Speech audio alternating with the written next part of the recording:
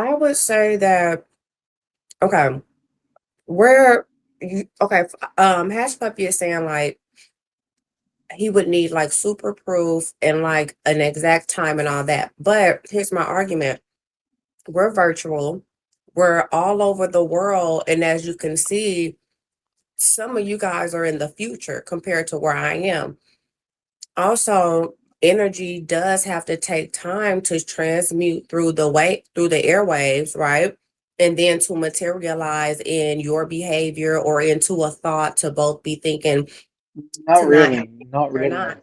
not really, Um, because you're talking. and it is still overlapping. The time is still overlapping. And then like something there was another thing that you said, Hash Puppy. Could you remind me of something that you said, the second thing that I was gonna use as a argument for a second Cynicism. Cynicism. cynicism. Yeah, like so A when you said cynic that, walks into a bar. That's the absolutely. So me making that post yesterday, you didn't even see the post, but then you making that statement today.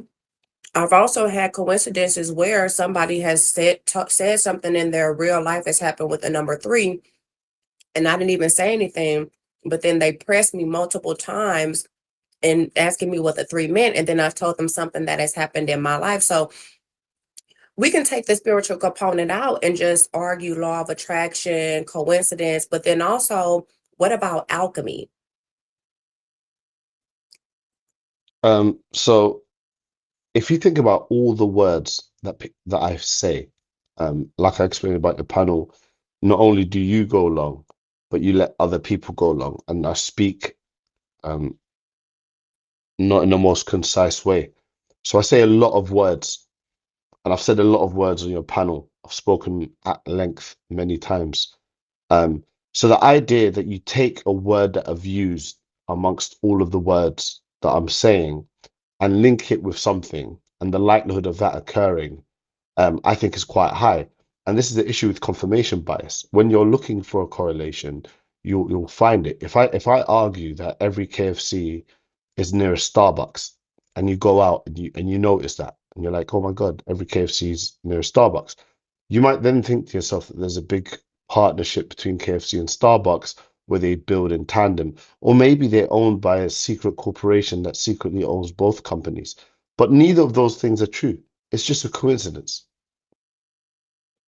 and these little quinkydinks shouldn't be used as a way of building alternative realities. It's just a coincidence.